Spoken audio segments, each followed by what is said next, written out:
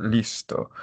Bien, pues muy buenas tardes. Hoy 11 de mayo del 2026. Espero que se encuentren muy bien, que hayan iniciado la semana lo mejor posible y vamos a continuar con el trabajo en nuestro taller. Bien, ahí tienen las diapositivas. Vamos a iniciar. Bueno, ahí está la tercera sesión. Es la penúltima, dicho sea de paso. El propósito para la sesión es que los participantes reconozcan y apliquen las cuatro estrategias discursivas fundamentales de la escritura narrativa: narración, descripción, monólogo y diálogo, mediante la lectura, el análisis y la producción de ejercicios creativos, con el propósito de enriquecer la construcción de personajes, ambientes y conflictos dentro de sus textos, fortaleciendo así su voz narrativa y su habilidad de expresión escrita. ¿Sale? Los temas por abordar: bien, lectura, figuras de pensamiento, las estrategias discursivas, las cuatro de una vez: descripción, narración, monólogo, diálogos, nexos, el ejercicio de escritura de la semana 3 y dudas y comentarios. Bien, voy a iniciar con esto. Me confirman si lo pueden visualizar. Eh, por si se ve. Mm, listo. Ya ven el documento, un PDF. Se los voy a mandar también, para que ustedes lo tengan. ¿Sí lo ven? Sí, sí, profe. Bueno, voy a necesitar algunas voces para que me ayuden a leer. Entonces, si pueden ir levantando sus manitas, se los agradeceré. Dejen aceptar los compañeros que quieren entrar.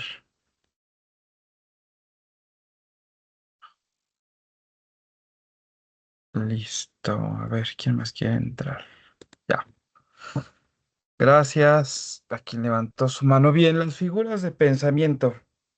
Eh, Cuando hablamos de figuras de pensamiento, pues estamos hablando de esas formas, digamos, especiales que están bajo el influjo, ya sea de la imaginación o incluso de la razón, este, y se utilizan, digamos, que para presentar las ideas, eh, pues de alguna manera que tengan nuestras ideas más gracia y belleza, ¿no?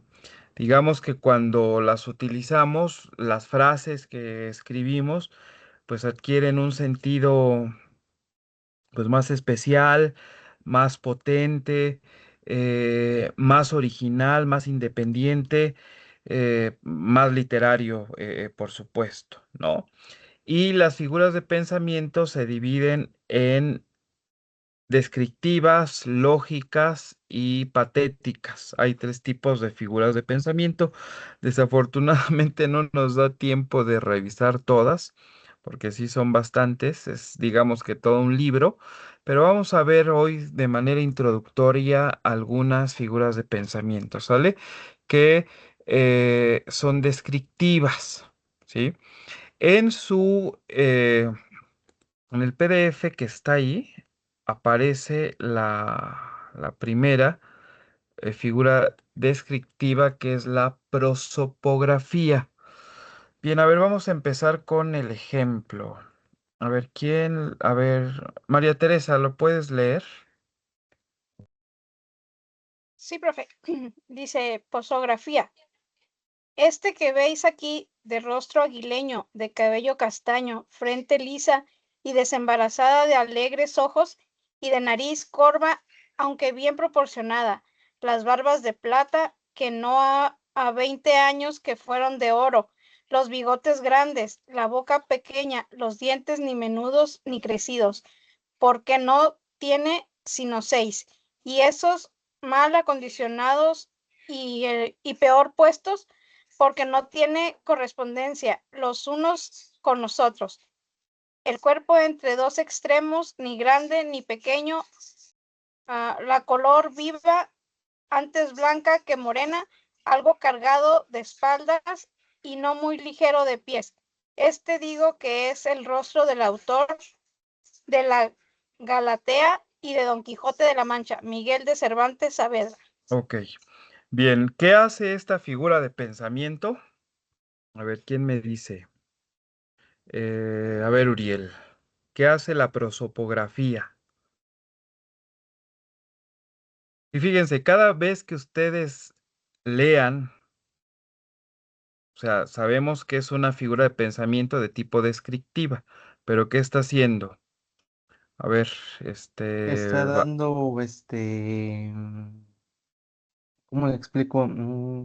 Que dé una imagen en la mente de los lectores de la persona. sí, pero en específico crea una imagen de la descripción física del Física de la persona. personaje, Ajá. ¿sale?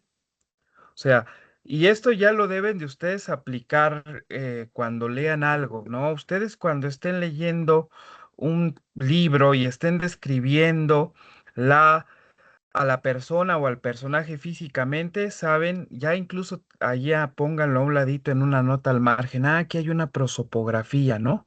Digamos, de alguna manera eso también ayuda a mejorar nuestra comprensión lectora.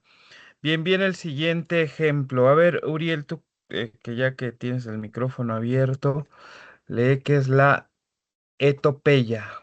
Bueno, el ejemplo. Como todos los niños, el Principito era muy ingenuo, imaginativo, feliz y muchas veces distraído. ¿Qué hace la Am, etopeya? Describiría la personalidad de la persona o su forma de pensar, la forma de la persona en carácter. ¿Y eso cómo se llama? Más sintético. eh, Describe la personalidad. Puede No, ser que describa la personalidad, pero más acotado las cualidades las morales, cualidades morales. ¿no? Ok, La etopeya describe las cualidades morales del personaje. Y vamos ok. con el siguiente, a ver, una voz femenina que ande por allí. Ah, Valeria Rivera. A ver, Valeria, léenos el ejemplo de la figura de pensamiento que se llama retrato. Ok, ¿me escuchan? Te escuchamos perfectamente, vale. Ok, dice, autorretrato por Rosario Castellanos. Yo soy una señora, tratamiento, arduo de conseguir en mi caso y más útil para alternar con los demás que título extendido a mi nombre en cualquier academia. Así pues, luzco mi trofeo y repito, yo soy una señora, gorda o flaca, según las posiciones de los astros, los ciclos glandulares y otros fenómenos que no comprendo. Rubia, si elijo una peluca rubia, o morena, según la alternativa. En realidad, mi pelo encanece. Soy más o menos fea. Eso depende mucho de la mano que aplica el maquillaje. Mi apariencia ha cambiado a lo largo del tiempo, aunque no tanto como dice Weiniger, que cambia la apariencia del genio. Soy mediocre, lo cual por una parte me exime de mis enemigos y por la otra me da la devoción de algún admirador y la amistad de esos hombres que hablan por teléfono y envían largas cartas de felicitación, que beben lentamente whisky sobre las rocas y charlan de política y de literatura. Amigas, a veces, raras veces y en muy pequeñas dosis. En general, rehuyo los espejos. En general, rehuyo los espejos. Me dirían lo de siempre, que me he visto muy mal y que hago el ridículo cuando pretendo coquetear con alguien. Soy madre de Gabriel, ya usted sabe, ese niño que un día se erigirá en juez inapelable y que acaso además ejerza de verdugo. Mientras tanto lo amo. Escribo este poema y otros y otros. Hablo desde una cátedra, colaboro en revistas de mi especialidad y un día a la semana publico en un periódico. Vivo enfrente del bosque, pero casi nunca vuelvo los ojos para mirarlo. Nunca atravieso la calle que me separa de él y paseo y respiro y acaricio la corteza rugosa de los árboles. Sé que es obligatorio escuchar música, pero la eludo con frecuencia. Sé que es bueno ver pintura, pero no voy jamás a las exposiciones, ni al estreno teatral, ni al cineclub. Prefiero... ah, prefiero... prefiero estar aquí como ahora, leyendo, y si apago la luz, pensando un rato en musarañas y otros menesteres. Sufro más bien por hábito, por herencia, por no diferenciarme más de mis congéneres que por causas concretas. Sería feliz si yo supiera cómo, es decir, si me hubieran enseñado los gestos, los parlamentos, las decoraciones. En cambio me enseñaron a llorar, pero el llanto es en mí un mecanismo descompuesto y no lloro en la cámara mortuoria, ni en la ocasión sublime ni frente a la catástrofe. Lloro cuando se quema el arroz o cuando pierdo el último recibo del impuesto predial. Bien, ¿qué les parece? Bueno, ¿qué te pareció a ti, Vale, este poema de Rosario Castellanos? Pues igual describe más o menos su estilo de vida, ¿no? Su manera de vivir, las cosas que hace, cómo piensa, cómo se cuida ella físicamente. O sea, prácticamente como que sí describe así su vida en general, su manera de ser. Bien, muchas gracias. ¿Qué hace el retrato entonces? Es la combinación de la etopeya y la prosopografía, ¿no? Es la descripción de las cualidades físicas y morales juntas, ¿sale? Entonces ya tenemos prosopografía, etopeya y retrato. A ver, vamos a ver otra rapidísimo. ¿Cuál sigue? Definición. No, otra. Este. Ah, este de otro poema de los dones de Jorge Luis Borges. A ver, una voz masculina que ande por ahí para ver la enumeración y lea este poema de Borges que es muy bueno. ¿No? Nadie se anima. A ver, compañeros, alguien. A ver, Henry, te escucho. Gracias. Y están saliendo unas pinches retinas muy chingonas que te dejan bien pulido. No escucho. Bueno, ahí tengan cuidado con sus micrófonos. Gracias. Quiero Ya. dar al divino laberinto de los efectos y de las causas por la diversidad de las criaturas que forman este singular universo, por la razón que no cesará de soñar con un plano de laberinto, por el rostro de Elena y la perseverancia de Ulises, por el amor que nos deja ver a los otros como los ve la divinidad. Más para abajo. Okay.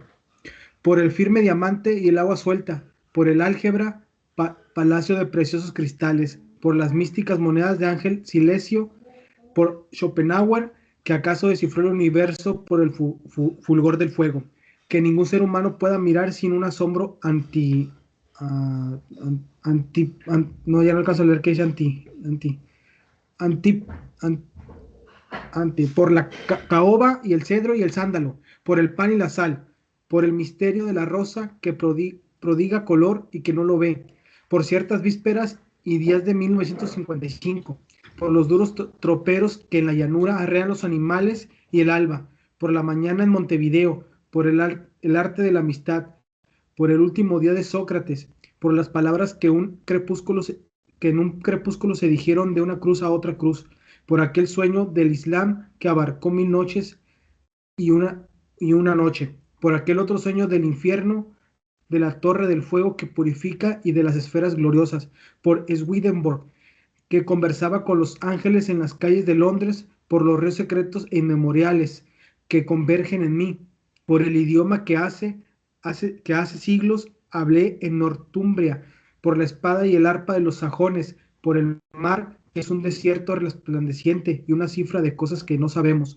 y un epitafio de los vikingos, por la música verbal de Inglaterra, por la música, por el oro que relumbra en los versos, por el épico invierno, por el nombre de un libro que no he leído, por el leído Gesta de Hiperfrancos, por Verlaine, inocente como los pájaros, por el prima del cristal y la pesa de bronce, por las rayas del tigre, por las altas torres de San Francisco y de la isla Manhattan, por la mañana en Texas, por aquel sevillano que redactó la epístola moral y cuyo nombre, como él hubiera preferido, ignoramos, por Séneca y Lucano, de Córdoba, que antes del español escribieron toda la literatura española, por el geométrico y el bizarro ajedrez, por la tortuga de Zenón y el mapa de Royce, por el olor medieval de los eucaliptos, medicinal de los eucaliptos, por el lenguaje que puede simular la sabiduría, por el olvido que anula o modifica el pasado, por la costumbre, por que nos repite y nos confirma como un espejo por la mañana, que nos depara la ilusión de un principio por la noche, su tiniebla y su astronomía, por el valor y la felicidad de los otros, por la patria, sentida en los jazmines o en una vieja espada, por Whitman y Francisco de Asís, que ya escribieron el poema por el hecho de que el poema es inagotable y se confunde con la suma de las criaturas y no llegará jamás al último verso, y varía según los hombres, por Frances Haslam, que pidió perdón a sus hijos. Okay. Por morir tan despacio, por los minutos que preceden el sueño, por el sueño y la muerte, esos dos tesoros ocultos, por los íntimos dones que no enumero, por la música misteriosa forma del tiempo. ¿Qué te parece, Henry? ¿Conocías este poema? No, está buenas sus definiciones de lo que habla. Ok, gracias, Henry. Bueno, Borges en este poema, ahorita no me voy a poner a analizarlo con ustedes, nada más identificar que la figura de pensamiento que utiliza Borges aquí es la enumeración. La enumeración, digamos que se trata de una reseña, pues de una manera que sea rápida y ágil de leerse y donde se va dando una serie de ideas u objetos también que se refieren a un mismo punto, ¿no? Digamos que eh, está una enumeración simple y está una enumeración compuesta que acompaña a cada idea o objeto de un juicio o de una glosa o incluso un comentario. Aquí Borges solamente hace una enumeración simple, ¿no? O sea, no hace comentarios, no hace explicaciones, ¿no? Dice por el valor y la felicidad de los otros, nada más, ¿no? Por Zenón, por Séneca y Lucano de Córdoba, por la mañana en Texas, por las rayas del tigre, por Verlaine, por el épico invierno, etcétera. No, es una enumeración simple. Por lo regular, esta figura de pensamiento se utiliza mucho para hacer poesía, ¿no? Entonces, si a ustedes les gusta la poesía, utilicen o hagan poemas de este tipo utilizando esta figura de pensamiento que es la enumeración, donde vayan enunciando cosas, ya sea de manera simple o enumerando cosas de manera simple o de manera compuesta, ¿no? Si lo hacen de manera compuesta, pues tendrían que acompañar, ¿no? Con algo, una otra idea, ¿no? Digamos que sea una especie de oración coordinada, ¿no? De algún juicio, de alguna glosa o de algún comentario, ¿sale? Un paréntesis, no sé si les llegó o si pudieron revisar su correo, que ayer les mandé un libro, de Blanca Luz Pulido que se llama, ay, se me fue el nombre, La aventura de escribir poesía, sobre todo para aquellos interesados en la poesía. ¿Sí lo recibieron? A Sí. ver quién. ¿Sí? Bueno, dice Diana Cecilia en los Sí. mensajes que sí, muchas gracias. Natali dice que sí. Ok, bueno, ese se los hice llegar a todos, pero los que tengan interés en la poesía, sobre todo en la escritura de la poesía, ese libro les va a ayudar mucho. porque nos da la teoría y nos da la práctica de, pues de esa teoría que se va revisando a lo largo del libro, ¿sale? Bueno, pues esas fueron algunas figuras de pensamiento. La próxima sesión, que es la última, igual vamos a empezar con otras para que se lleven algunas otras, ¿sale? Y bien, voy a continuar con las diapositivas para ver qué sigue. Bien, vamos a hablar de las estrategias discursivas. A ver si la pueden ver. ¿Ya se ve? ¿Ya se ven las diapositivas? Sí, Sí. A ver, muy ¿quién me pequeño. ayuda a leer esa diapositiva?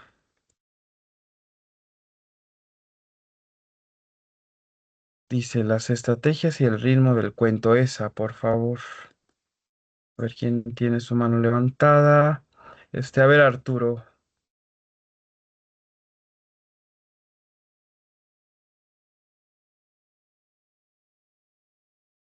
Ya. ¿Sí? ¿O no alcanzas a ver, Arturo? No, la leo yo entonces. A ver, por ahí hay un micrófono. A ver, Turiel, ¿alcanzas a leer? No, no se alcanza a leer mucho. No. Bueno, a ver, voy a leerla, yo, porque intenté hacerla ahí. Ahí está. Ya, a ver. Las estrategias y el ritmo en el cuento. El cuento admite todas las técnicas: diálogos, monólogos, narraciones puras y simples, epístolas, informe, collage de texto ajeno, etc., siempre y cuando la historia no se diluya y pueda el lector reducir a su expresión oral. Julio Ramón Ribeiro, Decálogo. ¿Cómo se escribe un cuento y cuáles son las estrategias narrativas necesarias para escribirlo? Las estrategias discursivas en el cuento. Cuando hablamos de estrategias discursivas, nos referimos a las formas básicas que utilizamos para escribir una historia, que son descripción, narración, diálogo y monólogo. Ok, gracias, Uriel. Bien, bueno, ya lo sabemos de alguna manera que para desarrollar el oficio de escribir, pues es recomendable conocer muchas cosas, más leer, y leer mucho y leer todo el tiempo, ¿no? Pero sí se recomienda entender las diversas estrategias del discurso que se van a emplear, ¿no? Para la escritura de un texto narrativo, en específico de cuento o novela, ¿no? Y esas estrategias discursivas ya las mencionó Uriel, que son la descripción, la narración, los diálogos y los monólogos, ¿no? Eh, Cuando hablamos de estrategias discursivas, por lo regular siempre, y si ustedes revisan libros de teoría literaria, van a aparecer esas cuatro, ¿no? Estrategias discursivas, descripción, narración, diálogos y monólogos, ¿no? Eh, si pretendemos convertirnos en escritores, digamos que no podremos pues limitarnos a la simple utilización de esas estrategias, ¿no? Sino que debemos pues saber qué efecto tiene el uso de cada una de ellas dentro de las tramas, ¿no? Y incluso cómo se va a dar el ritmo o el tempo, ¿no? O el tempo de la narración. El ritmo en la narración, digamos que es ese pulso o esos latidos del cuento, ¿no? O esos latidos de la narración. A veces se acelera, en otros momentos nuestra narración va a estar plena, con calma, en otros el lector quizá va a estar tenso, ¿no? Pero siempre con la finalidad de capturar la atención o involucrarlo en la historia que estamos contando, ¿no? ¿Alguno de ustedes ha leído Hamlet? ¿No? ¿Nadie se ha animado a leer Hamlet? Bueno, sí conocen alguien conoce la historia de esa obra de teatro de Hamlet. Bueno, que ahorita salió una película que está buenísima. Véanla y también si pueden, regálense el libro de Hamlet porque es una maravilla, ¿no? Bueno, les platico. Fíjense, Hamlet, si no conocen la historia, nos cuenta la historia del príncipe Hamlet, digamos, que también se llama así, pero es el príncipe de Dinamarca, ¿no? Él, Hamlet, descubre que su padre fue asesinado por su propio hermano Claudio. Eh, bueno, ¿quieren decir algo, Verónica? ¿No? Buenas noches, profe. Sí, No, nada más, es que estaba otra vez reconectándome porque perdí mi señal y apenas estoy otra vez entrando a ver si agarra mi micrófono. vale. Gracias, Sí, Verónica. disculpe. Bueno, Sí, les disculpe. decía, Hamlet cuenta la historia del príncipe Hamlet de Dinamarca, quien descubre que su padre, el rey, fue asesinado por su hermano Claudio, ¿no? Que se convierte en rey y esposo de la reina Gertrudis, que era la madre de Hamlet, ¿no? Y el fantasma del rey muerto se le aparece a Hamlet y le pide vengar su asesinato con su tío, ¿no? A partir de ese momento, Hamlet, pues digamos, entra en un conflicto interno y quiere, pues, hacer justicia por su padre, el rey, pero él duda constantemente sobre qué es correcto y cómo actuar, ¿no? Y digamos que para descubrir la verdad, Hamlet finge estar loco y observa todo el tiempo el comportamiento de Claudio, ¿no? O sea, lo está todo el tiempo viendo, analizando, incluso organiza una obra de teatro, hay una obra de teatro en Hamlet dentro de esa obra, ¿no? Ya para no hacer larga la historia, ocurren varias tragedias. Hamlet rechaza a Ofelia, un personaje femenino muy importante en la historia de la literatura, quien termina ella, pues perdiendo la razón y muriendo. Hamlet mata accidentalmente a Polonio, que era su suegro, era el padre de Ofelia. Por eso es una tragedia, Hamlet. Recuerde que los primeros géneros dramáticos era la tragedia y la comedia, así los clasificó Aristóteles.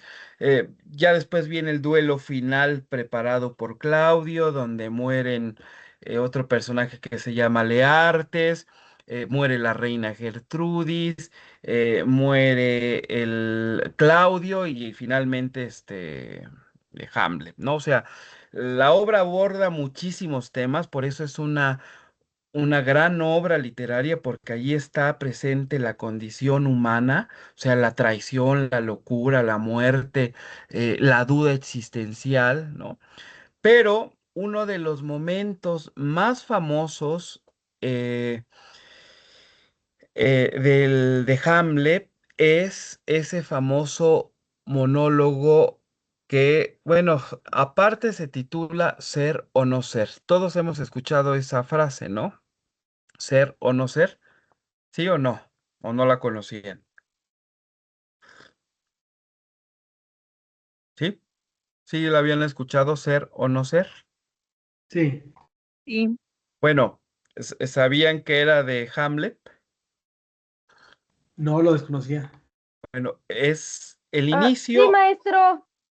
gracias, es el inicio de ese monólogo, de ese texto que está dentro de ese texto dramático que es Hamlet, ¿no? Eh, y en Hamlet, a lo que voy, es que los monólogos, que es un recurso discursivo, son fundamentales porque permiten entrar directamente en los personajes, ¿no? O sea, Shakespeare con sus monólogos utiliza esos momentos para mostrar los pensamientos más íntimos de Hamlet, ¿no? Sus dudas, sus miedos, sus sus contradicciones, incluso hay algunas hasta reflexiones filosóficas en Hamlet, y gracias a los monólogos que escribió Shakespeare para su personaje Hamlet, pues el espectador o el lector quien lee, pues no solo ve las acciones del príncipe, ¿no? Sino que, comprende todo el conflicto interior pues que está dentro de ese personaje Hamlet, ¿no? Repito, el monólogo más famoso de Hamlet, de esa obra de teatro, es Ser o no ser, ¿no? Y ahí Hamlet reflexiona sobre la vida, reflexiona sobre la muerte. A ver, vamos, se los voy a compartir rápidamente para que lo conozcan. Vale la pena que echemos un ojo. A ver, ya lo encontré, aquí está. Mm, a ver, ¿quién me ayuda a leerlo? Henry Javier. A ver, te escucho, Henry. Javier. Dice, ser o no ser, esa es la cuestión. Si es más noble sufrir en el ánimo los hondazos y las flechas de la ultrajante fortuna, o tomar las armas contra un mar de problemas y oponiéndonos a acabar con ellos. Morir, dormir, no más. Y con un sueño decir que acabamos con el dolor del corazón y los mil golpes naturales, que son herencia de la carne, esa es una consumación piadosamente deseada. Morir, dormir, dormir, tal vez soñar, sí, ahí está el obstáculo, porque en ese sueño de muerte, ¿qué sueños pueden sobrevenir cuando nos hayamos desprendido de nuestras tribulaciones mortales? Eso es lo que nos detiene, esa es la consideración que te da larga vida a la calamidad, porque ¿quién aguantaría los latigazos y desprecios del tiempo, el agravio del opresor, la afrenta del soberbio, los espasmos del dolor del amor desairado, la tardanza de la justicia, la insolencia de la autoridad, el maltrato? Ujú. Hacia abajo, ¿no? Que los indignos reciben el mérito paciente, cuando el mismo podría saldar todas sus obligaciones con una daga desnuda. ¿Quién soportaría cargas, gruñendo y sudando bajo una vida fatigosa? Si no temiera algo después de la muerte, ese país sin descubrir de cuyos confines ningún viajero retorna, que desconcierta la voluntad y nos hace soportar los males que nos afligen, antes de lanzarnos hacia otros que desconocemos. Así la conciencia nos hace cobrar cobardes a todos, y el matiz propio de la resolución se debilita con la palidez con la que la reflexión lo cubre, y empresas de gran importancia y alcance con esta consideración tuercen su curso y pierden el nombre de acción. Gracias, Henry. Vean, o sea, aquí en este monólogo reflexiona de muchas cosas, ¿no? Está reflexionando del sufrimiento, de si vale la pena seguir viviendo en este mundo, pues lleno de injusticias, de dolor, o si ya sería mejor terminar con todo, pero vean la conclusión que tiene, ¿no? O sea, concluye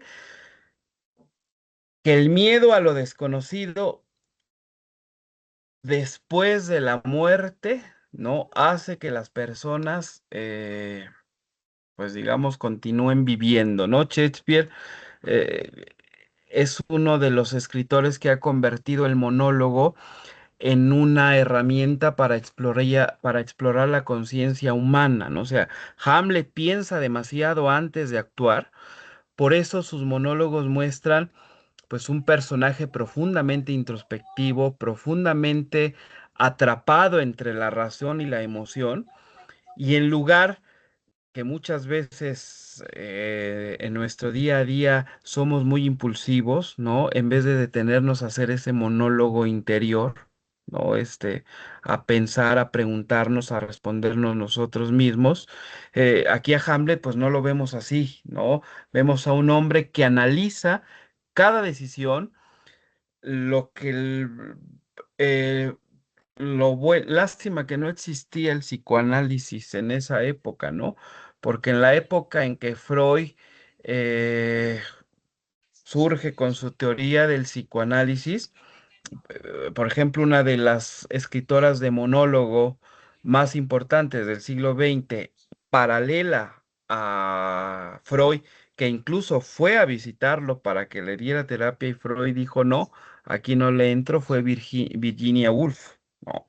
Este, porque, bueno, hay que saber lo que le pasó, ¿no? A Virginia Woolf, cómo se asesinó, cómo pensó ese automatarse, ¿no? Para que no quedara nada de vida en ella. Y esos monólogos interiores que tenía ella. Por eso también los monólogos que dejó escritos Virginia Woolf son muy buenos porque allí está presente totalmente la condición humana, ¿no? Bueno, este fue un paréntesis. Ustedes perdonen. Voy a continuar acá. Bueno, vamos a empezar primera, eh, con la primera estrategia discursiva. A ver, otra manita que me ayude a leer. Dice María Amparo.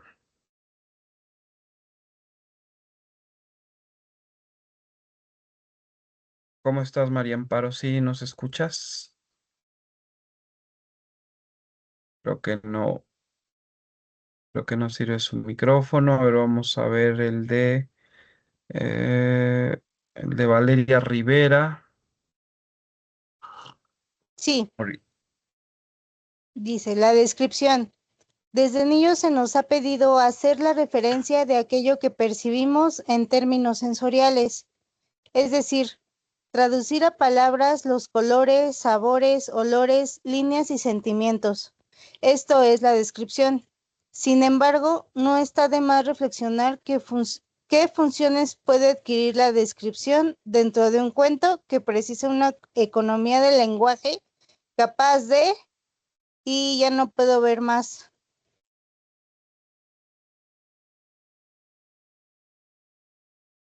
capaz Ya, de situar objetos y personas, crear una atmósfera y transmitir sensaciones y emociones en pocas líneas. vale, gracias.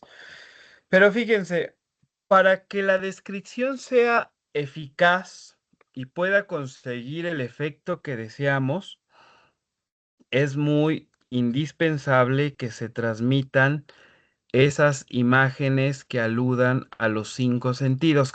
¿Cómo se llama eso? ¿Se acuerdan? ¿Utilizar la qué? Sinestesia. La sinestesia, ¿no? Y así tener un puente con las emociones. O sea, todos los seres humanos, todas las personas nos comunicamos con el mundo de la realidad externa a partir de la vista, a partir del oído, a partir del gusto, a partir del tacto, a partir del olfato, ¿no? O sea, nuestro cerebro reacciona a los estímulos enviados por esas, llamémoslas ventanas, desde donde se asoma al exterior del cuerpo y de esa conexión se origina el proceso que desata los estados emocionales, ¿no? Y cuando hablamos de imágenes literarias, son esas imágenes que reflejan aquello que los sentidos captan, ¿no? Pero también, digamos, suelen estar matizadas con la carga emocional que el escritor les quiera transmitir, ¿no? Por eso, de alguna manera, la descripción debe usarse para situar al lector y a los personajes en un primer lugar, en un determinado escenario y de alguna manera también como una herramienta para enfocar la mirada en algún espacio específico que nos va a servir para crear toda una atmósfera en nuestro relato, ¿sí? No se siente lo mismo si situamos nuestra acción en un campo de espigas, ¿no? Que bailan, digamos, bueno, esta imagen me viene, no sé si han, conocen la novela de Por quién doblan las campanas, que es una novela de Ernest Hemingway buenísima, pero si no la han leído, por lo menos vean la película para que tengan esa referencia literaria de Por quién doblan las campanas. Bueno, hay una descripción que hace Hemingway preciosa, donde una de las protagonistas, o sea, va corriendo, ¿no? En un campo de espigas, ¿sí? Y se va esas espigas meciendo, ¿no? Pues con el aire, pero es una cosa, porque está presente la carga emocional que le dio Hemingway, como todos los sentidos que Hemingway utilizó para describir, pues esa escena, ¿no? Que verdaderamente es algo, u- bueno, hay autores que llaman a eso astucia literaria, ¿no? Porque de verdad es una belleza tremenda esa descripción, este, que hace Hemingway. Pero eh, hay que tener en cuenta que no se necesitan y no hay que hacer abuso de demasiadas palabras ni de numerosos adjetivos para crear esa atmósfera en la descripción. O sea, nuestra descripción siempre tiene que ser breve, tiene que ubicar al lector justo donde lo queremos, ¿sí? Y fíjense, este ejemplo, no es lo mismo imaginarnos a una caperucita, no sé, con alopecia, ¿no? Razón por la cual usa a lo mejor la capa con el capuchón rojo, que hablar de los caireles de una niña rubia o morena, o bien tampoco es lo mismo decir que es bastante miope o visca y por eso no distingue a Lobo y a su abuela, ¿no? O incluso podría ser también hasta sorda, ¿no? Y en realidad un zumbido de esas moscas panteoneras le revolotea en el tímpano y por eso no puede hacer diferencia de la voz de su abuelita que del gruñido del lobo, ¿no?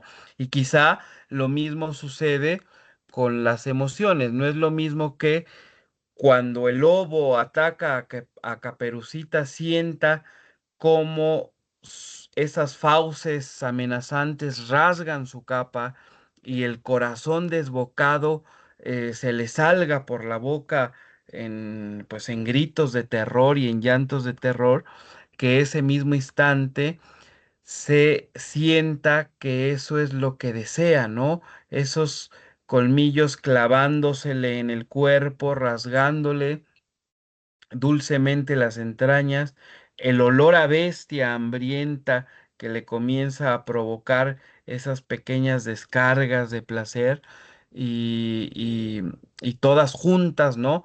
Trepan su pecho hasta la garganta para reventar, pues en un grito, en un jadeo muy intenso, ¿no? Por eso, quizá la primera es una caperucita asustada y la segunda es una pues joven masoquista digna de alguna digna de algún personaje de alguna novela, ¿no? O sea, es importante que nuestra descripción siempre tenga efecto, ¿no? Que en cuanto al tempo o el tiempo, ese pulso o ritmo de la historia, nuestra descripción sirva siempre para retardar, para lentificar, para desacelerar, ¿no? El curso de la acción. Y esto siempre puede ser muy útil si se utiliza en las dosis necesarias, o sea, no nos vamos a pasar todo el tiempo haciendo descripciones, sobre todo en el cuento no se puede. A lo mejor si están escribiendo una novela al estilo Tolstoy, que son novelas larguísimas, pues sí pueden ocupar páginas enteras para describir, pero en los cuentos no hay tiempo para abusar de las descripciones. Por eso, siempre una descripción necesaria que sitúe al lector donde lo tenga que situar, que si es necesario retardar, lentificar o desacelerar o incluso acelerar, pues lo haga, ¿no?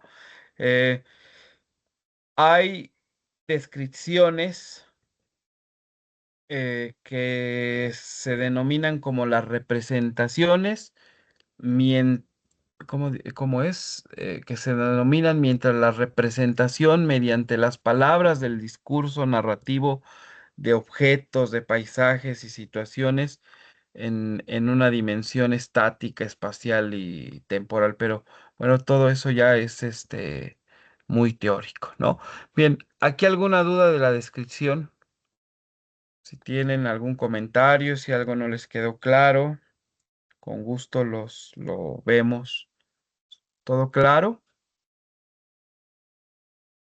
Bueno, les recomiendo bueno, ahorita te doy la palabra, Vero, un cuento.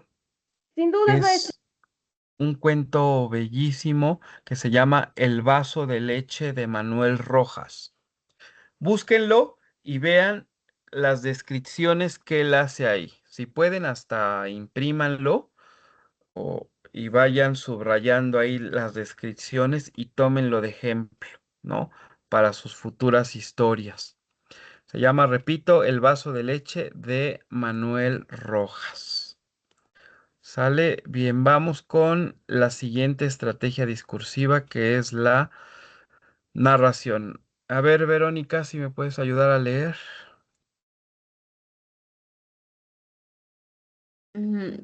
La narración. Según el diccionario de la doctora Beristain, narración es uno de los tipos de discurso, descripción, narración, diálogo, monólogo, que resultan del uso de distintas estrategias discursivas de presentación de conceptos, situaciones o hechos, realizados en tiempo por protagonistas relacionados entre sí mediante acciones. Ok. Gracias, Vero. Bien, los Profe, teóricos.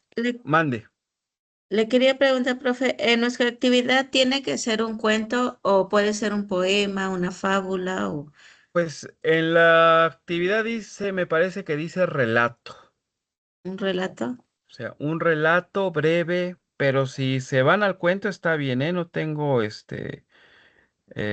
Poema no problema. puede ser entonces. Sí, sí, pero voy a hacer el comentario hasta el final, Vero. Ah, ok. ¿Vale? Gracias. Vale. Sí, gracias. Bueno, los teóricos reconocen a la narración eh, con los sinónimos de relato e historia, ¿no? Casi los tres son sinónimos, narración, relato, historia. Sin embargo, para fines de estudio, ¿no? Del taller, pues está la definición de la doctora Berinstein o una definición quizá un poco más sencilla, la narración como el acto de narrar en sí mismo, ¿no? Y cuando hablamos de relato, estamos hablando de ese enunciado narrativo, ¿no? Esto quiere decir que es ese discurso oral o escrito que asume la relación de un acontecimiento o una serie de acontecimientos. ¿Qué estoy haciendo ahorita yo? Relatando, ¿no? O sea, estoy haciendo un discurso oral donde le estoy dando una serie de acontecimientos que de alguna manera están relacionados. Cuando hablamos de historia o diégesis, ¿sí? La historia o diégesis es cómo apuntamos a ver, déjenme ordenar la idea. La historia o la diégesis va a ser esa sucesión de acontecimientos reales o ficticios que van a ser el objeto del relato, ¿sale? Por lo tanto, para los fines de las estrategias del discurso y de estos temas que eh, estamos tratando, les propongo utilizar el término narración para describir las diferentes formas del relato que se utilizan para presentar pues la historia ante nuestro lector, ¿sale? Y hay modos de la narración. Está el modo, el estilo indirecto, los modos de la narración, y está el estilo directo, ¿no? Que los vamos a ver un poquito más adelante. Por ejemplo, el estilo directo es cuando utilizamos diálogos, ¿sale? Cuando se reproduce la voz tal cual del personaje en un diálogo. El estilo indirecto es cuando solamente es narrar, narrar, narrar y no aparecen diálogos, ¿sí? Y el estilo indirecto libre es una combinación de diálogos con narración, ¿sale? Bien, con la narración, ¿alguna duda, alguna pregunta? ¿No? ¿Todo está claro? Sin dudas, profe. Vale. Pues vamos con la siguiente, que son los diálogos. A ver, ¿quién me ayuda a leer los diálogos?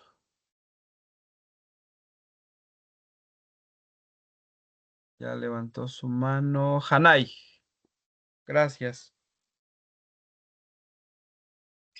Los diálogos. Pero Según maestro, Mande. la letra se mira muy chica. ¿La puedes A ver, hacerla un poco más grande, por favor? vamos a ver. Voy. Eh, ahí está. Ahí ya la ven mejor. ¿Sí? Ah, no. sí, Ahí. ¿Ya? Ah, sí. Vale. A ver, Hanai, te escucho.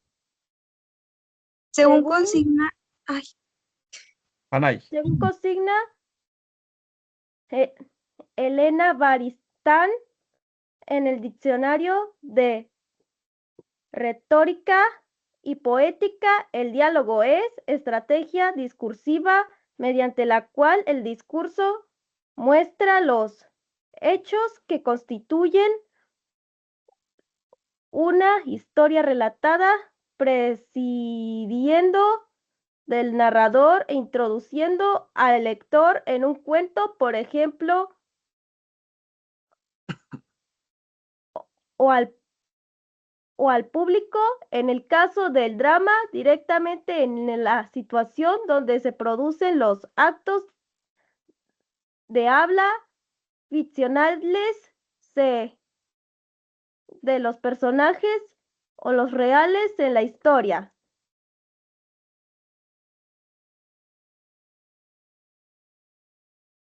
Bueno, Ah, presenta directa y fielmente un enunciado producido por otro sujeto de la enunciación. enunciación. Bueno, esto está eh, muy teórico. Digamos, bueno, siempre quien leyó, me confundí.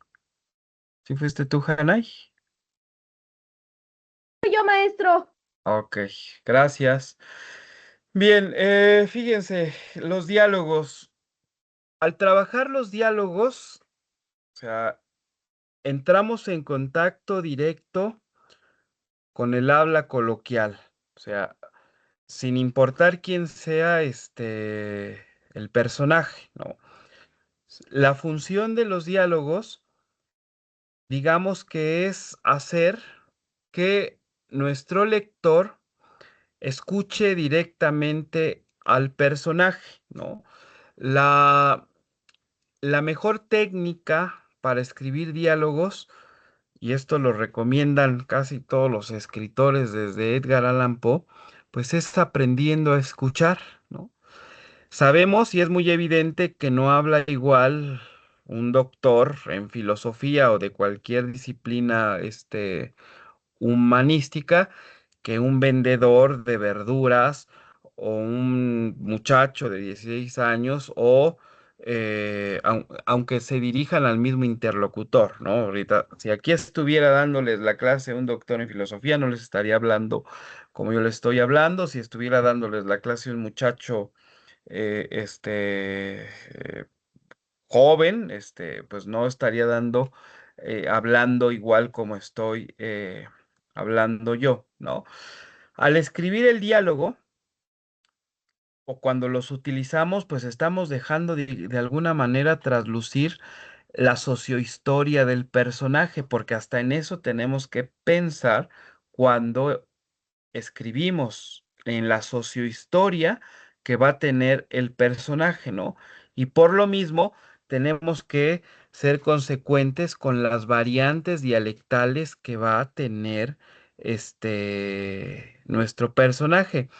Una cuentista muy famosa brasilera, Clarice Lispector, ella menciona que escribir, pues es el modo de quien tiene la palabra con una especie de carnada, ¿no? Porque la palabra que pesca lo que no es la palabra, ¿no? O sea, cuando esa no palabra y habla de que la entrelínea muerde la carnada o algo se escribió, ¿no? O sea, quizá estoy muy revuelto en lo que estoy recordando ahorita, pero esto quiere decir, cuando una línea escrita es eficaz de pie a la esencia del texto, pues aquello aparece entre líneas, o sea, ya no hay necesidad de decirlo porque el lector lo tiene que buscar entre líneas. Es cuando se utiliza lo que se llama la lectura entre líneas, que hacer una lectura entre líneas es de las cosas más complicadas y ya estaríamos en un nivel 5 de la prueba PISA. Fíjense, la prueba PISA tiene 6 niveles de la comprensión de lectura. A lo mejor convendría que los revisaran, que los conocieran, que los leyeran y a ver dónde se ubica, ¿no? En la comprensión lectura. Y la lectura entre líneas está en el nivel 5, de los estándares que marca PISA en la lectura, ¿no? Entonces, los diálogos, les voy a compartir este documento. Sí, se ve.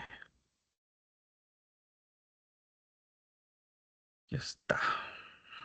Ya se lee más grande.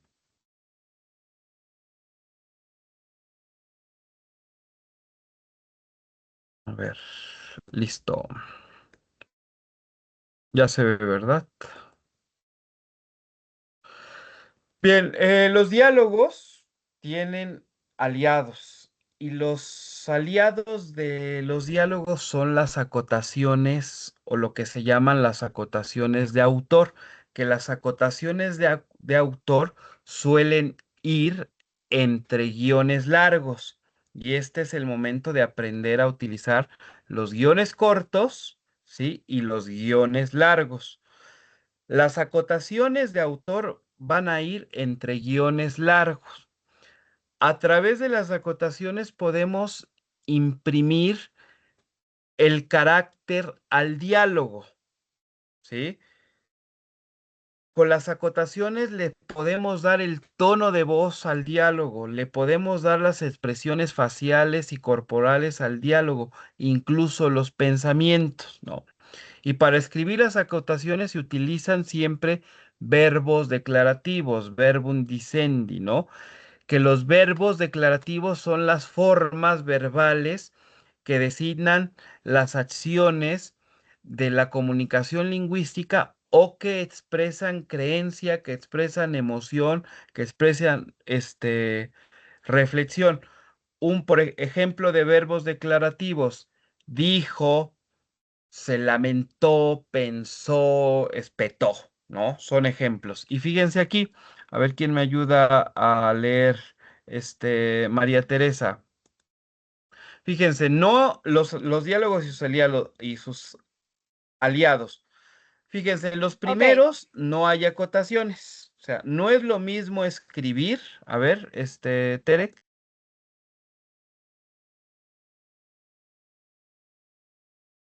ok, dice, los diálogos y sus aliados. No es lo mismo escribir, ¿a dónde vas, Caperucita? A ver a mi abuelita que está enferma, le voy a llevar comida. Ah, ¿y por dónde planeas irte? Por el camino vecinal. Mi mami dice que es el más seguro. Es que tu mami no conoce el atajo de los manzanos. Si quieres, yo te puedo indicar cómo dar con él. ¿Y qué escribir? ¿A dónde vas, Caperucita? Le preguntó el lobo, dulcificando la voz. A ver a mi abuelita que está enferma, respondió la niña un poco asustada. Había desobedecido a su madre y se había internado en el bosque, ah, internado en el bosque siguiendo el vuelo de una mariposa. Le voy a llevar comida. La niña cayó en cuenta de que había perdido el tiempo y el budín llegaría helado a la mesa de la abuela. Se ruborizó. Fíjense, a ver, acá continúa. Ah, ¿y por dónde piensas irte? Averiguó el lobo, que había notado el rubor y el pestañeo inquieto de la niña. Por el camino vecinal, respondió Caperucita, hurtando la mirada. Dice mi mami que es el más seguro. A estas alturas de la plática, la niña ya nerviosa por el retraso alternaba el peso de su cuerpo ya en una pierna, ya en otra, con urgencia. Es que tu mami no conoce el atajo de los manzanos, soltó el lobo como quien deja caer un pañuelo. Tenía que convencerla. Sí, la niña sospechaba, tendría que atacarla allí mismo, y eso era demasiado arriesgado. Así poco había olfateado el olor de un hombre que podría estar armado. Si quieres, continúo. Yo te puedo indicar cómo dar con él. Rebu- Rebuzó casi susurrando como los niños cuando se alían para hacer una travesura. Sí, Caperucita tomaba el camino largo, pensaba, él tendría tiempo más que suficiente para llegar antes que ella y atacarla en la casa de la vieja. Para utilizar esta estrategia narrativa es necesario introducirnos en la piel y la mente y el corazón de nuestros personajes para conocerlos a fondo, puesto que desde la voz ellos nos comunicaremos directamente con el lector. Ok. Bueno, aquí está. Espero que haya quedado claro también lo del uso de los guiones. O sea, el guión corto se utiliza para poner las palabras tal cuales del personaje. Y el guión largo se utiliza para poner la acotación, ¿sale? Que la acotación, pues es eso que les mencionaba, ¿no? O sea, ya en las acotaciones le damos tono, le damos carácter, le damos emoción, le damos pausa al diálogo, ¿no? ¿Cómo ven? Hasta aquí, dudas, preguntas. ¿Sí notan la diferencia? O sea, las acotaciones enriquecen mucho nuestro texto. Zuleika, Tengo una duda, profe. Si no llegamos a saber cómo podemos, como si se describir alguna emoción o algo que le queramos dar a un personaje, ¿cómo le podríamos hacer? pero ¿crees que no lo puedas hacer? A ver, dime un ejemplo de diálogo. A ver, ¿qué se te ocurre ahorita? A ver, como el de cuando alguien se asusta, no sabría cómo explicar la emoción que llegue a sentir el personaje. Cuando alguien se asusta, pero el diálogo, o sea, el diálogo, ¿cuál sería?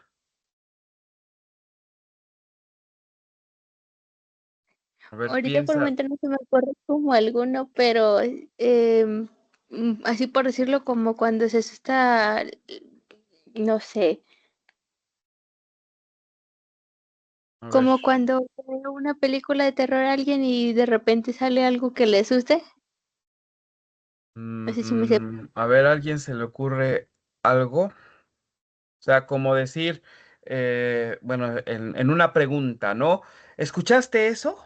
Y responden, puedes responder, ¿qué cosa? Y yo te puedo decir, allá en las escaleras, ¿sí? O también Algo puede así. ser, y de repente salió, ¿no, profe? Pues, por ejemplo, ¿no?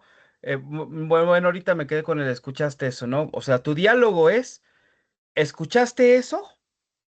Y tu acotación puede ser, dijo Zuleika deteniéndose lentamente y mirando hacia el cuarto oscuro.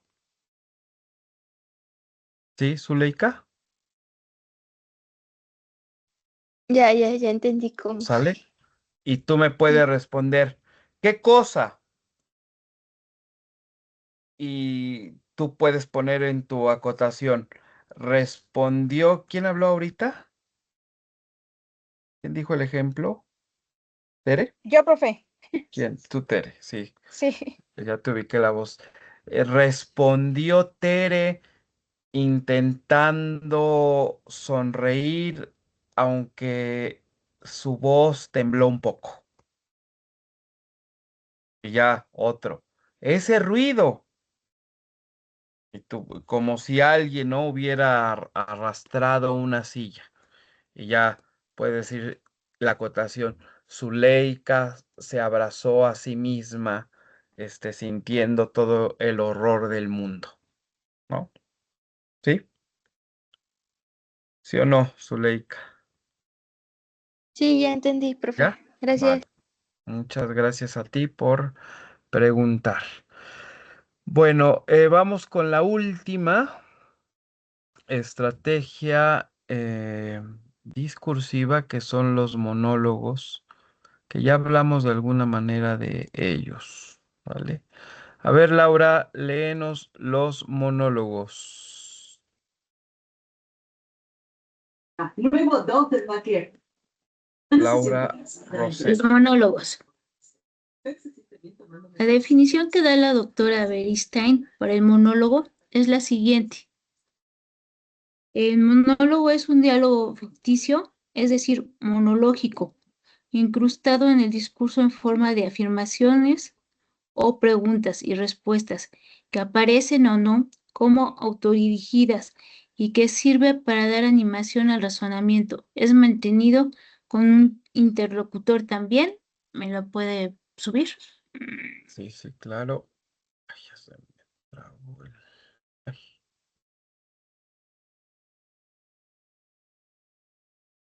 ¿Ya, Laura? Ay, perdí.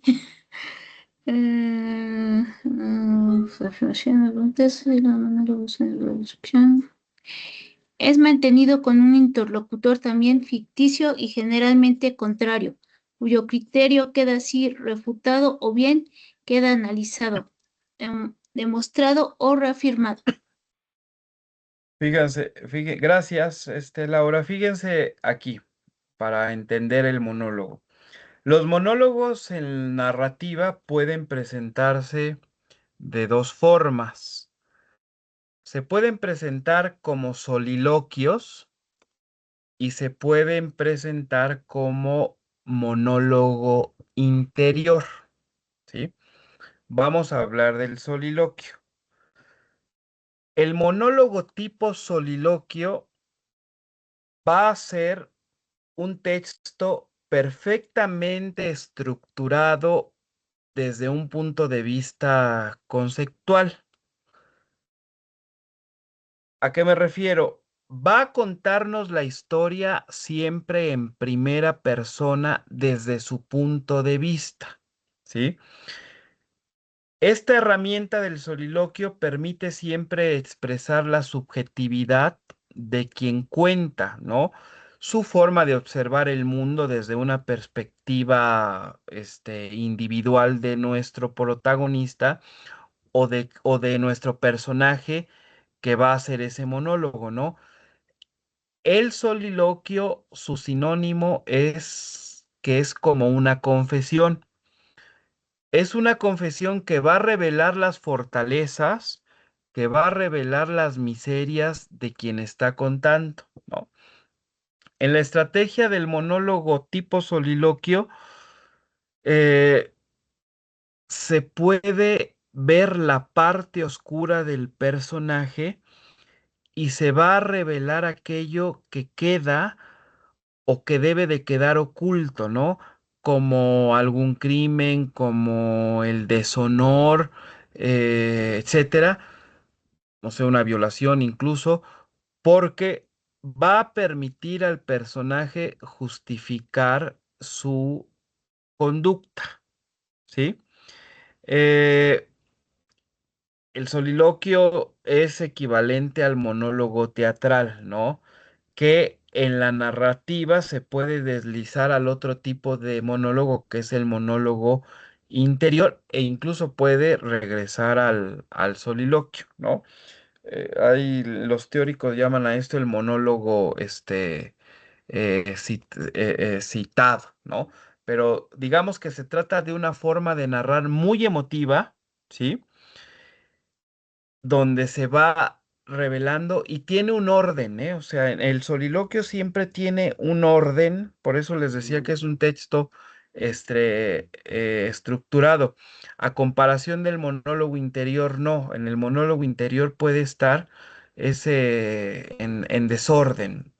Vamos a ver este ejemplo, a ver si lo pueden ustedes visualizar.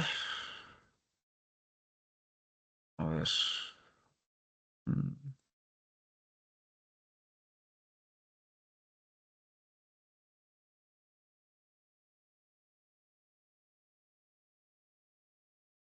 Acá está.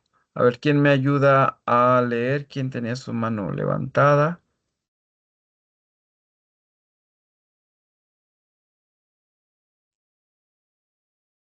A ver, Arturo, te escuchamos. Fíjense, tenemos aquí en el caso del Caperucita Roja, el, creo que Arturo no va a poder. A ver, Hani Becerra. El soliloquio. Claro que ataqué a la niña, soy un lobo. ¿Acaso querían que me comportara como un perro? Mi instinto me dicta cazar, atrapar a mi presa y clavarle los colmillos directo a la yugular. Así nací y así crecí. Mi madre me llevaba pequeñas codornices cuando yo aún no abría, cuando yo aún no abría los ojos. Pero desde que pude salir de la madriguera, ella me enseñó a tener paciencia, a esperar hasta que la presa se confiara y luego dar un golpe rápido y certero. Con eso la mesa ya estaría puesta. Yo no mato con odio. ¿Cómo voy a odiar al pollo que me saciara el hambre? Tampoco odiaba a la niña. De hecho, le estaba agradecido. Iba a regalarme un festín, además de la comida que llevaba en la canasta. Estaba, estaba ella, tierna y jugosa. Llevo demasiados días sin comer, estoy flaco y cansado. Si no, ni la vieja ni ella hubieran tenido la menor oportunidad. Soy un lobo solitario. Tuve que huir de la manada cuando otro más joven me derrapó. No sé si hubiera preferido que me matara, pero el pelaje que me cubre el cuello es espeso y los colmillos no penetraron lo suficiente. Aunque sí quedé maltrecho y sin autoridad, he vagado por el bosque desde hace tiempo. He sobrevivido comiendo conejos y comadrejas. Ay, espera. Y comadrejas. Pero me he vuelto lento. Por eso recurro a mi astucia. Así pude acercarme a la niña. Era más fácil atraparla dentro de la casa de su abuela. Era como una trampa cerrada. Ahí ella no podía correr. Pero gritó. Fue un grito tan agudo que aún me duele en los tímpanos y llegó el cazador, guardabosques leñador. Ahora estoy atado dentro de una jaula inmóvil. Los humanos me miran y me lanzan piedras. Yo los amenazo con mis colmillos gastados y hambrientos. Se asustan y vuelven a la carga. Luego se ríen y me escupen. ¿Cuánto tiempo más me tendrán así antes de matarme? Tengo una herida en el vientre, otra en la cabeza, pero la muerte no llega. Soy un lobo y mi condición de lobo me obliga a cazar para comer. A ver si uno de estos tontos se acerca lo suficiente. El monólogo interior.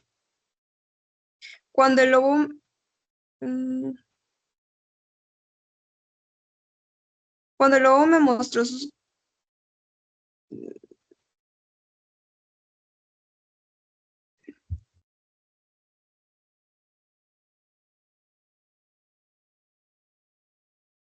No se escucha. Perdón, había apagado el micrófono.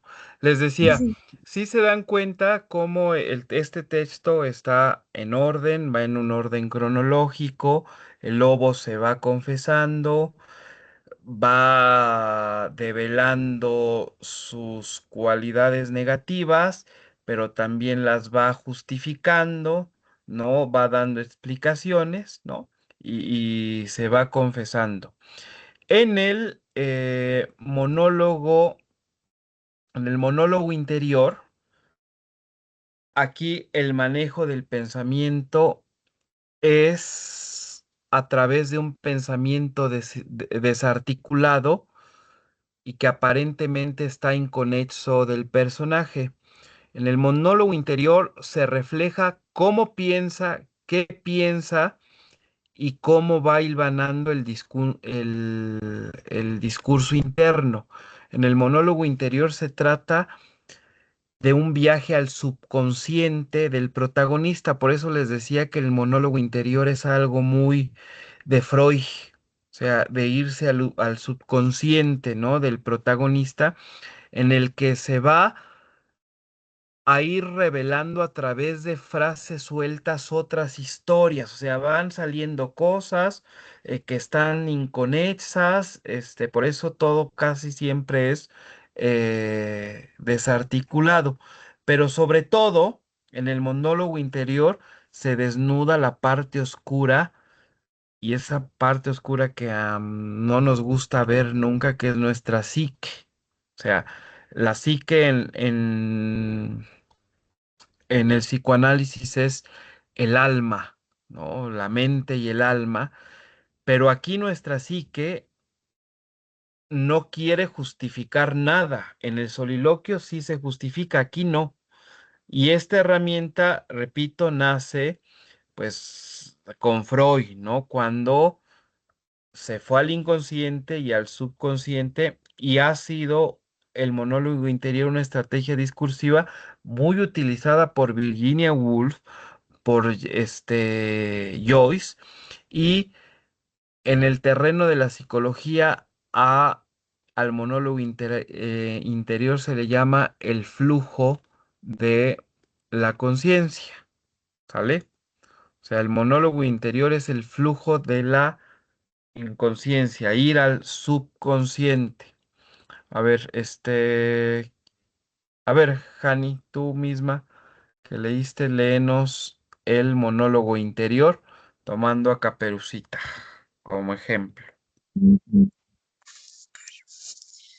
Cuando el lobo me mostró sus colmillos, me dio miedo y asco. La boca le olía horrible, como mi hermanito antes de cambiarlo. Yo casi me hago pipí del susto. Mi mamá me hubiera pegado y me hubiera hecho lavar mis calzones. Así le hace con Ricardo. Ya tiene 6 años y sigue haciendo en la cama. Yo duermo con él y me da asco despertar mojada. El lobo tiene unos dientes enormes y amarillos, también mi papá. Seguro que cuando me vea me va a pegar. No quiero verlo. Mejor me hubiera comido el lobo.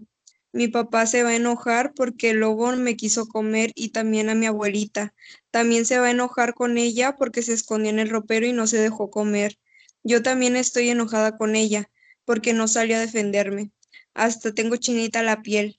No quiero llegar a la casa, ya voy a ser grande y voy a tener una cama para mí sola, sin el meón de Ricardo.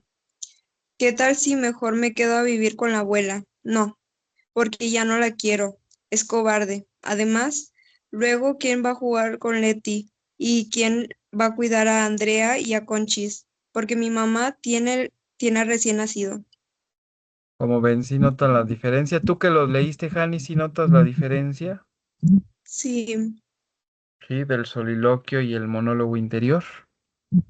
sí, en el otro se expresaba lo que sentía por dentro el lobo y aquí eh, ex- no creo que no entendí bien. Bueno, a ver. En el soliloquio, el lobo se está confesando, o sea, y sigue un orden de los hechos, y está abordando un solo tema, ¿no? Y aquí vean en este flujo de la conciencia cuántas cosas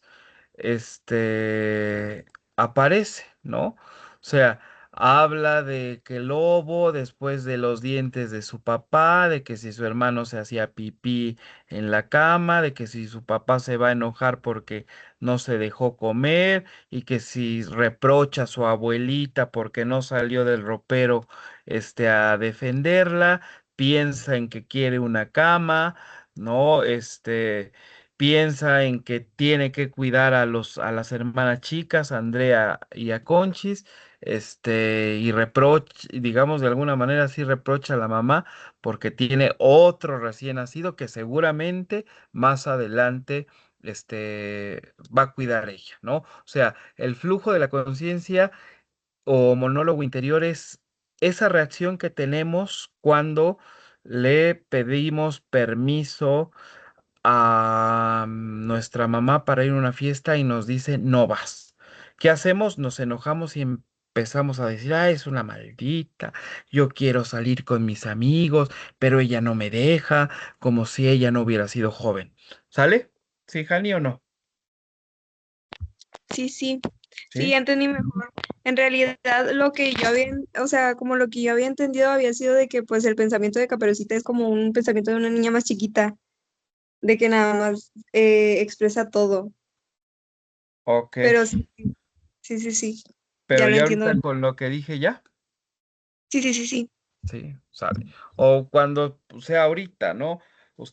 Alguno de ustedes que esté así harto porque tuvo un mal día y me esté escuchando y ya esté viéndome y esté diciendo, ojalá ya se calle, ojalá ya termine la sesión, yo ya siento hambre, tengo sueño y tengo que esperar a que se desconecte, ¿no? ¿Sí? A ver,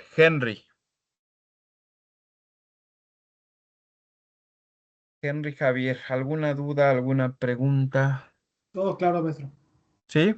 Sí. ¿Alguien, antes de pasar a ya la parte final, Hanai?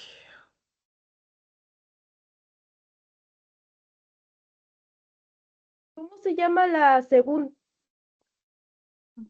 el segundo título de Monólogo, Soloquio? el primero es soliloquio Ya lo puse. y el segundo es monólogo interior Va, déjame o, escribirlo. o Monólogo, monólogo interior o flujo de la conciencia. monólogo interior.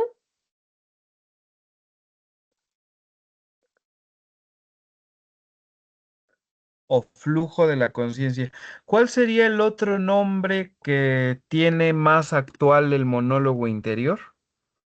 Sí lo conocen porque los escuchan en YouTube, los famosos que anda muy de moda Podcast. no, Ah, no, no. no, empieza con los estando o el stand-up, ¿sí o no? ¿Los han escuchado?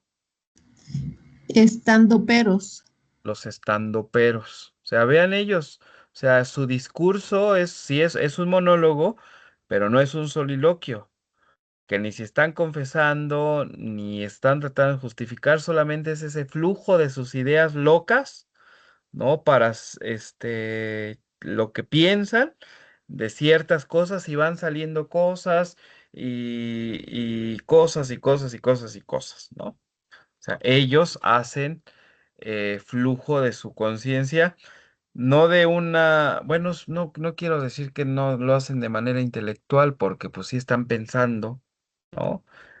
Pero eh, pues sí lo hacen más que nada de pues, cosas que provoquen risa, ¿no? A quien los está escuchando y no hay pues ese diálogo con el espectador. Ellos hablan, digamos que en otra época era una especie de merolico, ¿no? Y ahora le llamamos estandoperos, ¿vale? Bueno, dudas, comentarios, ¿no? Todo bien. Bueno, a ver, fíjense, en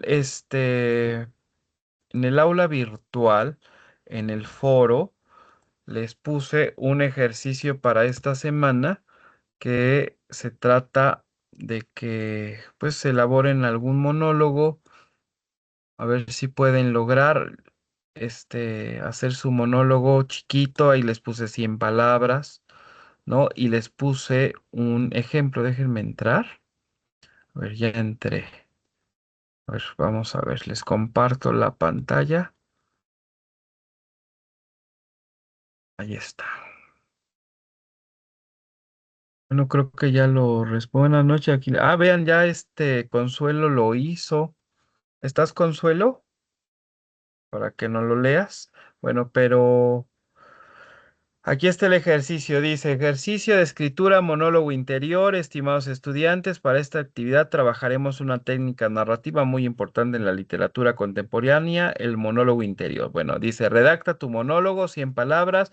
El tema es libre, el miedo, el amor, la rutina, la nostalgia, la ansiedad, la infancia, los sueños, la culpa, etcétera. Escribe como si el pensamiento estuviera ocurriendo en tiempo real. Puedes utilizar preguntas internas, recuerdos, frases largas, asociaciones libres, imágenes sensoriales, cambios emocionales. Evita narrar desde fuera. Lo importante es escuchar la voz interior del personaje. Ejemplo. A veces pienso que las casas recuerdan más que nosotros porque ahí sigue la taza sobre la mesa, el reloj respirando lentamente. Y vean la sinestesia, el reloj respirando lentamente en la pared. Ahí está. ¿Qué sentido está en el reloj respirando? ¿El qué?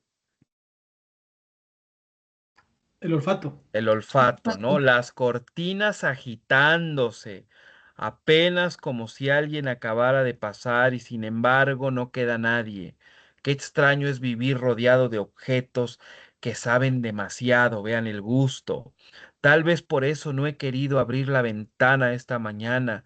El aire trae voces antiguas, pasos diminutos, el eco de una risa que ya no existe y que aún así insiste en quedarse conmigo, y yo aquí, fingiendo que leo, fingiendo que ordeno papeles, cuando en realidad solo espero algo indefinible, algo que quizá nunca llegué, pero cuya ausencia llena toda la habitación como la lluvia llena lentamente un jardín abandonado.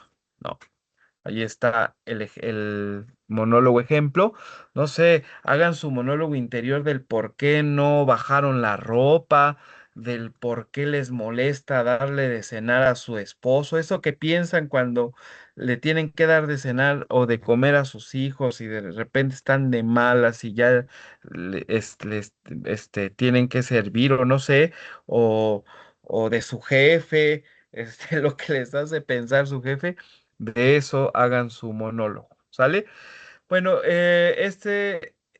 bueno, a ver, María Teresa Díaz. Ok, profe. ¿Dónde tenemos que subir ese, profe? En el foro ¿en cuál Bueno, foro? en el foro, pero a eso iba. Miren, recuerden que ya estamos, pues ya terminando nuestro taller, ya nada más nos falta una sesión. En el caso de que tengan ya tema para hacer la actividad, pues les recomiendo que suban su poema de Yo Soy, o si van a hacer su monólogo, suban su monólogo, ¿sí? Y ya con eso se los tomo en cuenta, ya lo suben en la actividad final, ¿sí? Ok, ¿Sale profe. o no? Ok, Vale. otra pregunta, profe. Yo ya le envié la primera actividad que teníamos que enviársela, ya se la envié. De ahí tengo que esperar Bueno, a que usted me conteste para poder hacer la segunda. no, o sea, ya la mandaste a la actividad final. Sí, se ve que vienen 2 cuadritos. Yo ya le mandé la mía. A ver, vamos a ver. O sea, tú mandaste esta. Sí, profe. Sí, esta es la única que tienen que mandar. En la evaluación final yo voy a poner si están miren, en la evaluación final yo pongo si ustedes están aprobados o no aprobados. No les voy a poner calificación, solo pongo no aprobado o aprobado. Están Sí. aprobados si entregaron esta actividad. Pero les decía, aquí suban su monólogo, suban su poema o suban su relato cortito. O, bueno, creo que hace rato me escribió, ¿quién me escribió en los mensajes? A ver, me decían, Fe me decía que ya llevaba 2 cuartillas, le escribí que no había problema. Vean, me dice. Buenas tardes, asesor. Espero que se encuentre bien. Le escribo para hacerle una pregunta. En una de las clases pasadas usted mencionó que nuestro trabajo final debería llevar 100 palabras, pero se me dificultó un poco en la realización de mi relato, el cual me limité a hacer a 2 cuartillas. Bueno, está bien, súbelo, no hay problema. Sube tus, 2 cuartillas. ¿Sale? Le respondí a Fe. Entonces suban lo que tengan, pero lo importante es no dejar la actividad vacía. ¿Sale?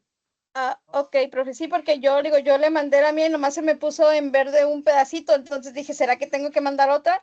O esperar a que el profe me mande la rúbrica, dije, Sí, o cómo no está el asunto. solamente hay que subir una, ¿sale? Ah, Y eso es importante, repito, no dejarla vacía. ok, profe, sí, yo ya le ¿Sale? mandé la mía. Ah, yo ya le Las, mandé la mía. las, las otras en el foro, ¿sale? Para leernos entre nosotros. Muy bien, profe. Sí, el mío Bueno, yo ya se lo envié. ok, gracias, María Teresa. Y Hanay tiene la mano levantada.